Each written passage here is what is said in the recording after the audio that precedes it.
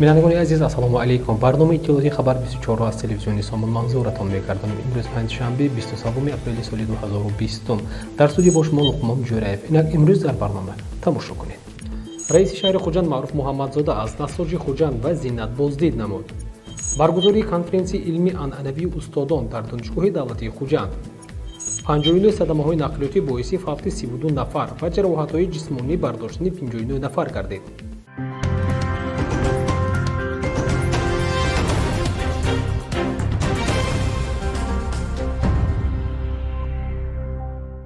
تماشابینان عزیز، طول چند دقیقه درباره این و دیگر خبرها برایتان مختصراً معلومات خواهیم داد.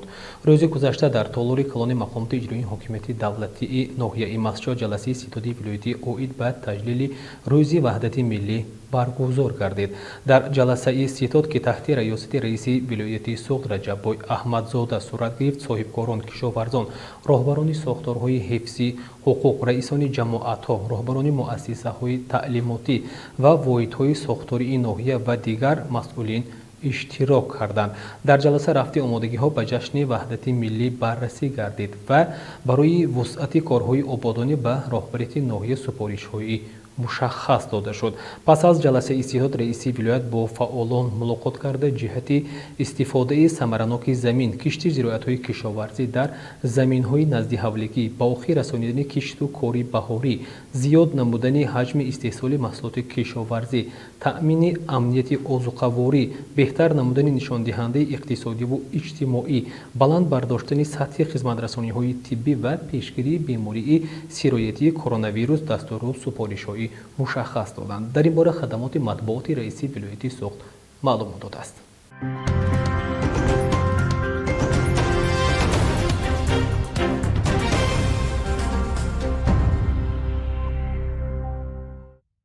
بینندگان عزیز، برنامه اطلاعاتی خبر 24 را ادامه می‌دهیم. رئیس شهر خوجند معروف محمدزاده از فعالیت جمعیت داروی مسئولیتش محدود نساجی خوجند، کارخانه دوزندگی زینت و مرکز تعلیمی استحصالی شیراز شهر خوجند از نزدیک شناس شد. طور ضمنی شناسایی اطلاع داده شد در کارخانه‌های نساجی خوجند و زینت با نظرداشت زیاد گردیدن حالت سرایت یابی ساکنان کشورهای خارجی دور و نزدیک به کرونا ویروس کووید 19 و با مقصد تأمین امنیت سانیتری و اپیدمیولوژی اهالی مملکت استحصال نقاب‌های طبی بر راه مانده شده است. تفصیلات بیشتر را در گزارش برنامه منظورتان می‌گردانیم.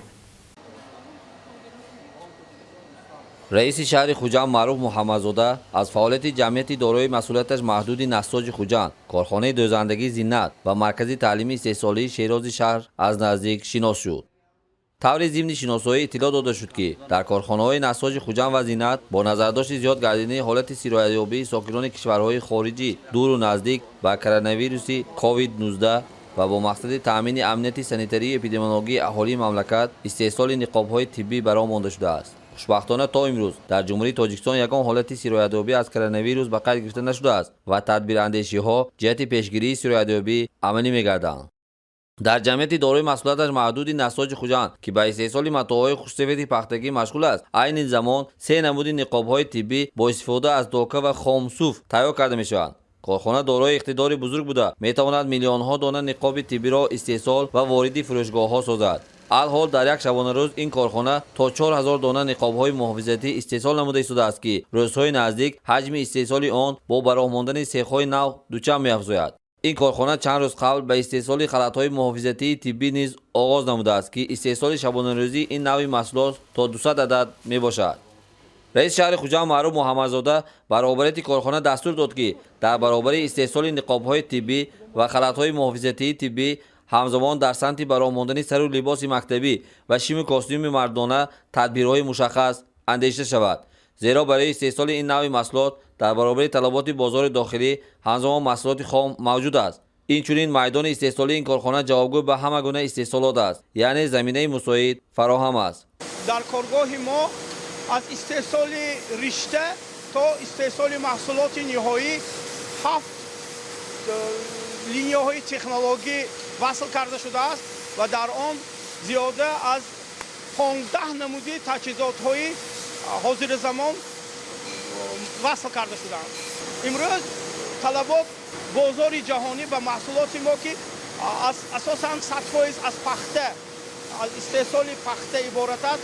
بسیار توجهشان زیاد است. رئیس شهر خوجند معروف محمدزاده به رهبریت کارخانه دستور داد که بهر پیشگیری قیمت‌شوی نرخ و در وقت ضروری پیشنهاد اهالی نمودن نقاب‌های طبی استحصال این نوع محصولات زیاد کرده شده تا 10 میلیون دانه نقاب‌های طبی ذخیره کرده شوند.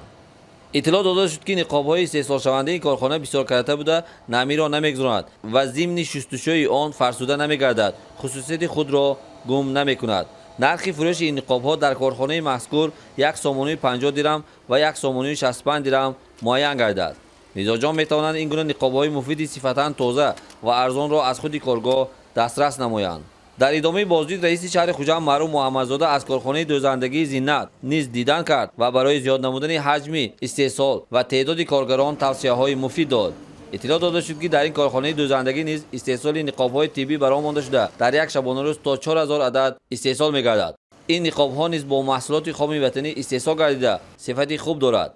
سپس رئیس شهر خوجند از مرکز تعلیمی استحصالی شیراز نیز دیدن کرد. مرکز تعلیمی استحصالی شیراز سال 2014 در نزد جمعیت سهامی شکل کشاده زینت با مقصد احیا و رشد هنرهای مردمی قالین‌بافی و گلدوزی و زردوزی افتتاح کرده بود. معروف محمدزاده پس از شناسایی با فعالیت مرکز به مسئولین سپارش داد که جهتی به فروش گذاشتن محصولات استحصال شونده جلب بیشتری زنان و دختران به هنرآموزی تدبیرهای ضروری را عملی نمایند. تحلیل‌ها ثابت می‌نمایند که کارخانه‌های نساجی شهر خوجند برای استحصال نقاب‌های طبی زمینه کافی داشته در صورت ضروری می‌توانند نه فقط اهالی شهر بلکه دیگر شهر و نواحی ولایت را با نقاب‌های طبی پر تامین نمایند.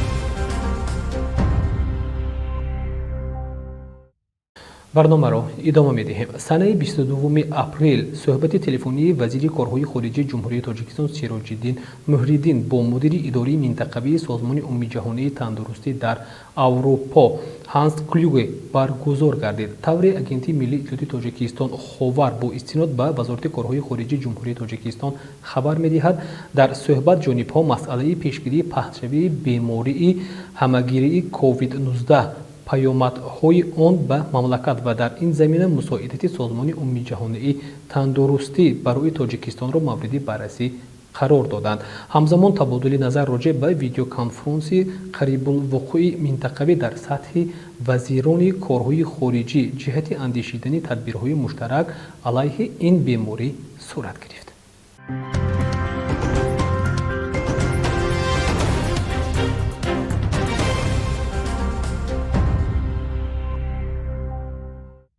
بینندگان عزیز، برنامه اطلاعاتی خبر 24 را ادامه می‌دهیم. در دانشگاه دولتی خوجند به نام اکادمیک باباجان غفورов با اشتراک شماره زیادی استادان و دانشجویان کنفرانسی علمی عنعنوی استادان، عالمان جوان، ماگسترانتان و دانشجویان دانشگاه دایر کردید. تفصیلات بیشتر در گزارش همکارانمان این لحظه منظورتان گردانیده می‌شود. конференсия илмии анъанавии устодон, олимони ҷавон, магистрантону донишҷӯёни донишгоҳ ки бахшида ба 30-солагии истиқлолияти давлатии ҷумҳурии Тоҷикистон, солҳои рушди деҳот, сайёҳӣ ва ҳунарҳои мардумӣ, 20-солагии рушди илмҳои табиатшиносӣ, дақиқ ва риёзӣ, 5500-солагии саразми бостонӣ ва рӯзи илми тоҷик ки аз санаи 14 то 21 апрели соли 2020 дар факултетҳои донишгоҳи давлатии Хуҷанд ба номи академик Бобоҷон Ғафуров доир гардида буд. ҷаласаи хотимавии конференсия дар риёсати муассисаи давлатии таълимии донишгоҳи давлатии Хуҷанд ба номи академик Бобоҷон Ғафуров баргузор гардид. дар ҷамъомад намояндагони мақомоти иҷроии ҳокимияти давлатии вилояти Суғд, профессорон, устодону донишҷӯён ширкат варзиданд. дар ифтитоҳи конференсия ректори донишгоҳ профессор Ҷамшед Ҷӯразода суханронӣ намуд. таърих гӯяст ки дӯли ҳазорсола дар фарҳанги асили мардуми тоҷик илму маориф аз мақому манзилати бузург бархудор буда маҳсули ақлонии олимон ва донишмандони тоҷик дар ишроҳи илмҳои дақиқ, табиатшиносӣ ва риёзӣ ҷаҳони маърифатро тафсир карда. аз китоби муқаддаси авесто ки онро пешвои миллат, нахустқомуси миллат номиданд, сарчашмагирии тамоми илмҳои ҷаҳонӣ аз таърихи чандин ҳазорсола дошти илму маорифи миллати мо таҳким меяд. дар баробари ин дар тамоми давру замон, хоси замони давлатдории Солмониён, ба муҳити дарбор ва атрофи шоҳону амирон ҷалб шудани аҳли илму маориф гувоҳ бар он аст ки дар сиёсати давлатдории миллии тоҷикон нақши илму маориф бузург буда ба заҳмати олимону донишмандон арш гузошта мешавад. аз тарафи дигар шоирону адибон ҳамеша илмро васфу ситоиш намуда онро қулкушои ҳама дарҳо ва тоҷи сари ҳамаи ҳунарҳо номида хиратро афсари шаҳриёрон ва зевари тоҷдорон унвон кард. дар ин бора фирдавсӣ бузург фармудааст: хират афсари шаҳриёрон бувад, хират зевари тоҷдорон бувад. дар сиёсати давлати соҳибисолат Тоҷикистон низ ҳамин шеваи муносибат ба ин ва аҳли илм ба шоистагӣ амалӣ мешавад. муқаррар гардидани чандин ҷоизаҳои давлатӣ дар соҳаи илму маориф, баргузории мулоқоту вохӯрии пешвои миллат бо аҳли зиёи мамлакат ва тадбирҳои дигар худ гувоҳи ҳақиқати ин амр мебошад.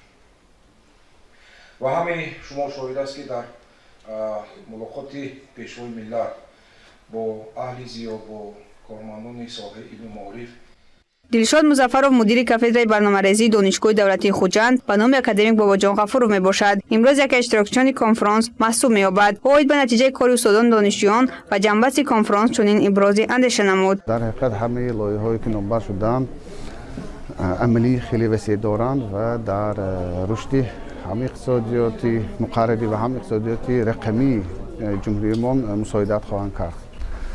албатта конференсия ҳафтаи илме ки дар донишгоҳ гузаронида шуд, алахусус дар факултетҳое ки фанҳои дақиқро меомӯзанд, барои вусъат додани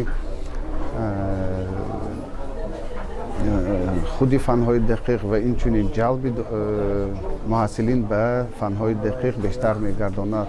дар рафти конфронс маълум гардид ки як қадор профессорон, омӯзгорон, докторантон, магистрантон ва донишҷӯён дар бахшҳои конференсияи илми анъанавии умуми донишгоҳӣ маърузаҳо гузориш намудаанд ва 25 нафар омӯзгорон, 13 нафар докторантон, 14 нафар магистрантон ва 25 нафар донишҷӯён ғолиби ин конфронс гардиданд. инчунин барои фаъолияти назарраси таълимию илмӣ, тарбияи кадрои соҳибунвонӣ ва иштироки фаъолон дар корҳои ҷамъиятӣ бо унвони аълочии маориф ва илми ҷумҳурии Тоҷикистон барои 9 нафар ва бо ифтихорномаи Вазорати маориф ва илми ҷумҳурии Тоҷикистон 22 нафар сазовор гардиданд.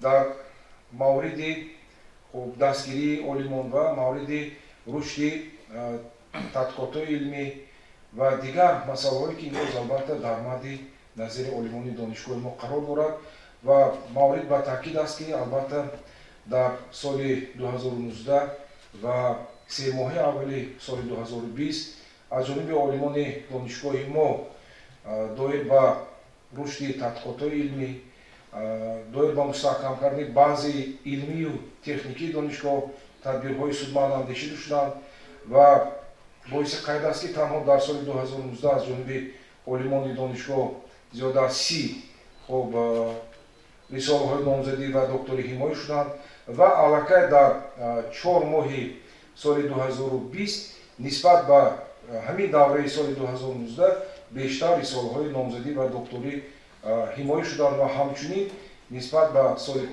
пешин ҳамин давраи соли 2019 ҳамчунин миқдори мақолаҳо монографияҳои илмӣ нашр гардиданд, таҳия шуданд ва нашр шуданд ва баврид ба зикр аст ки ду лоиҳаи олимони мо, олимони бароиманди мо дар озмуни ҷоизаи президентӣ дастгирӣ ёфтанд ва аз байни 4 лоиҳа ки дастгирӣ ёфтанд, 2 лоиҳа ки ба ҷоизаи президентӣ дастгирӣ шуданд, ин аз ҷониби устодони донишгоҳи мо мебошад ки албатта ин боиси ифтихор ва сарбаландии донишгоҳ аст.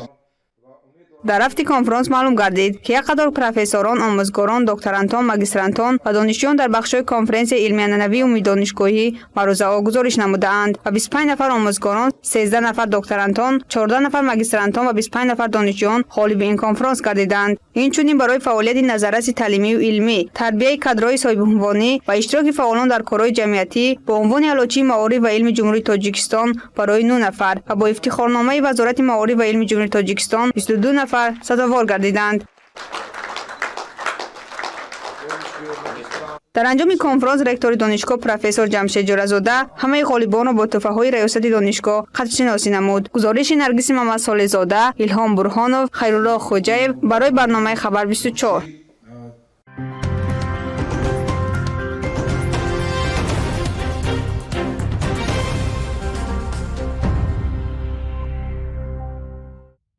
барномаро идома медиҳем. Дар кишвар камбудии картошка ба назар расид. Картошкаи соли гузашта сарф шуда ҳосили нам ҳоло нарасидааст. Азбаски сарҳад бастааст, воридоти картошка аз кишварҳои хориҷӣ тамоман қатъ шудааст ё бо миқдори хеле кам сурат мепазирад. меъёри тавсияшудаи истеъмоли картошка дар Тоҷикистон 92 килограмм дар як сол барои як нафар аст. барои таъмини аҳолӣ дар як сол истеҳсоли тақрибан 830 000 тонна картошка зарур аст. мувофиқи маълумоти агентии омори назди президенти ҷумҳурии Тоҷикистон, соли 2019 дар Тоҷикистон зиёда аз 994 000 тонна картошка истеҳсол шудааст. яъне ҷумҳурӣ аҳолиашро мустақилона бо ин навъи сабзавот таъмин карда метавонад. коршиносони соҳа ва кишоварзон якчанд сабабҳои беҳад гароншавии нархи картошкаро дар мавсими имсола номбар карданд. мавҷуд набудани анборҳои зарурии нигаҳдорӣ, сардхонаҳо барои сабзавот, ҳангоми беасос дар робита ба паҳншавии коронавирус, гароншавии хизматрасонии нақлиёт, ҳавои номусоид, камшавии киштзорҳои он, аз ҷумла дар заминҳои наздиҳавлигии аҳолӣ, фаъолияти начандон муассири тоҷикматлубот, арзиши аслии баланд ин навъи сабзавот, қиматии нуриҳои минералии зарурӣ, камёфтии тухми хушсифат ва ғайра. Дилшод Музаффарзода, муовини аввали сардори хадамоти зидди инҳисорӣ мегӯяд, бо пайдо шудани картошкаи барвақтии ҳосили нав нархҳо ба ифоқа меоянд. баъд аз чанд рӯз дар ҷумҳурӣ ҷамъоварии дастҷамъонаи картошкаи барвақтӣ ва дигар навъи сабзавот шурӯъ шуда ба вазн дар бозор таъсири мусбат мерасонад. ба ақидаи ӯ картошкаи нав, ки имрӯзҳо дар бозор бо нархи 10-12 сомонӣ фурӯхта мешаванд, бояд ба наздикӣ дар бозору фурӯшгоҳҳо фаровон шаванд. дар ин бора оҷонсии иттилоотии Азия Плюс хабар додааст.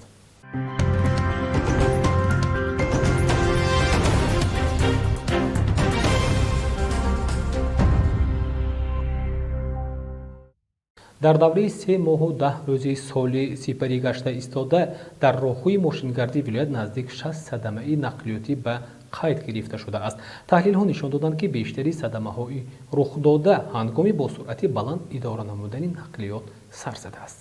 طبق تحلیل‌های رسمی در دوره 3 ماه و 10 روز سپری گشته سال روان در راه‌های نقلیاتگرد ولایت 59 عدد صدمه‌های نقلیاتی به قید گرفته شده است که بر اثر آن 32 نفر جان باخته، 59 نفر جراحت‌های گوناگون جسمانی برداشتند. بیشتری صدمه‌های نقلیاتی در نتیجه بلند نمودن سرعت حرکت واسطه نقلیات از معیار مقرر گردیده و ایران نمودن قاعده جایگزینی و رعایت نکردن قاعده سبقت صادر گردیدند. با این نگاه نکرده طی هفته آخر در راه‌های نقلیاتگرد ولایت باز 2 صدمه نقلیاتی با عاقبت‌های هلاکت‌آور به قید گرفته شده است. مثلا سنه 15 اپریل سال 2020 تخمینا ساعت 11:00 راننده واسطه نقلیاتی تمغه اوپل استرا رقم قید دولتی TG 5417 AN02 Аслонов Иқбол Обидхонович, истиқомат кунандаи ҷамоати пелотони шаҳри Конибодон, ҳангоми ҳаракат дар роҳи деҳаи равоти ҷамоати мазкур аз сабаби баланд намудани суръати ҳаракат аз меъёри муқаррар карда шуда, бехатарии ҳаракат дар роҳро таъмин карда натавониста ба самти муқобили ҳаракати роҳ баромада ва воситаи нақлиёти тамғаи Opel Astra рақами қайди давлатии TG 6117 V02 таҳти идораи ронанда Норматов Носирҷон, истиқоматкунандаи ҷамоати пелотони шаҳри Конибодон бархӯрдааст. дар натиҷа мусофири воситаи нақлиёти тамғаи Opel Astra рақами қайди давлатии TG 6117 V02 Юлдошев Нормат, истиқоматкунандаи суроғаи дар боло зикр гардида, аз ҷароҳатҳои вазнинӣ бардоштааш дар беморхонаи марказии шаҳри Конибодон ба ҳалокат расида. мусофири воситаи нақлиёти тамғаи Opel Astra рақами қайди давлатии TG 5417 AN02 Сангинбердиев Умед Ҷамолович, истиқоматкунандаи шаҳри Конибодон, ҷароҳатҳои ҷисмонӣ бардошта дар беморхонаи мазкур бистарӣ гардидааст. ё худ санаи 8 апрели соли 2020 тахминан соатҳои 21:30 راننده واسطه نقلیات تمغه اوپل استرا رقم قید دولتی تجی 4462 VR02 وارثوف ظفر محمودویچ استقامت کننده شهر پنجکند هنگام حرکت در راه حدود دهه دشتی مالی شهر پنجکند از سبب بلند نمودن سرعت حرکت از معیار مقرر گردیده از عهده اداره واسطه نقلیات نبرآمده رمه گوسفندان که عبارت از 11 سر میباشد با قسم پیشی واسطه نقلیاتش پخش نموده بعدا حرکت را ادامه داده پیادهگرد نوبالغ سلیوانوف دلیر اکتامویچ سال تولد 2008 استقامت کننده دهه دشتی مالی شهر پنجکند خواننده صنف پنجم مکتب تحصیلات میانه عمومی رقم 58 را پخش نموده است در نتیجه نوبالغ سلیوانوف دلیر جراحت‌های جسمانی برداشته هنگام دسترس نمودن به بیمارخانه مرکزی شهر پنجکند به هلاکت رسیده است بنابراین راهبریت شعبه بازرسی دولتی اتومبیل ریاست وزارت کارهای داخلی جمهوری تویسان در ولایت سوخ از همه اشتراکچیان حرکت راه مخصوصا رانندگان واسطه نقلیات خواهش و طلب می‌نماید که از مثال‌های در بالا آورده شده خلاصه ضروری برآورده هنگام نشستن پس چنبرک واسطه نقلیات دائما با دقت و احتیاطکار بوده سرعت حرکت واسطه نقلیات را از معیار مقرر شده بلند نکنند و هیچگاه گناهکاری روی دادن چنین صدمه‌های راه نقلیاتی با عاقبت‌های وزنین نگردند زیرا رعایت حتمی قاعده‌های حرکت در راه گرو سلامتی و بی‌خطری هر یک شهروند میباشد باقی به همه راه سفید و بی‌خطر آرزو می‌نماییم.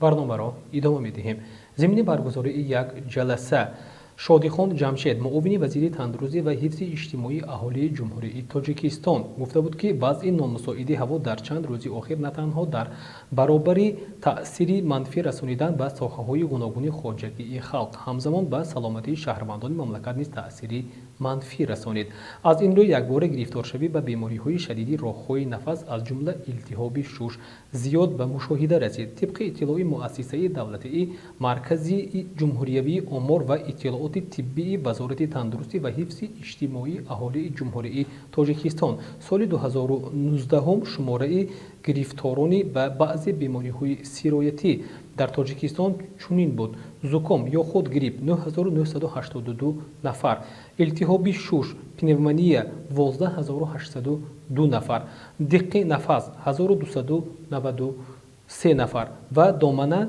8 нафар яъне омори мазкур гувоҳӣ он аст ки гирифторшавии шаҳрвандони мамлакат ба бемориҳои сироятӣ аз ҷумла илтиҳоби шуш ҳолати муқаррарӣ ва мавсимӣ мебошад минобар маълумоти агентии омори назди президенти ҷумҳурии тоҷикистон аз бемориҳои узви нафаскашӣ аз ҷумла пневмония дар миқёси ҷумҳурӣ давоми солҳои 2015 1798 нафар 2016 1811 нафар 2017 1335 нафар 2018 1067 нафар ва дар соли 2019 1031 нафар фавтидаанд чанд ҳодисаи фавте ки дар вақтҳои охир дар кишвар бо ташхиси бемории илтиҳоби шуш ба қайд гирифта шуд қабл аз фавт ба онҳо ташхиси коронавирус низ гузаронида шуда натиҷааш манфӣ баромада буд таъкид кардааст вазорати тандурустӣ ва ҳифзи иҷтимоии аҳолии ҷумҳурии тоҷикистон дар ин бора оҷонсии иттилооти Азия Плюс хабар додааст.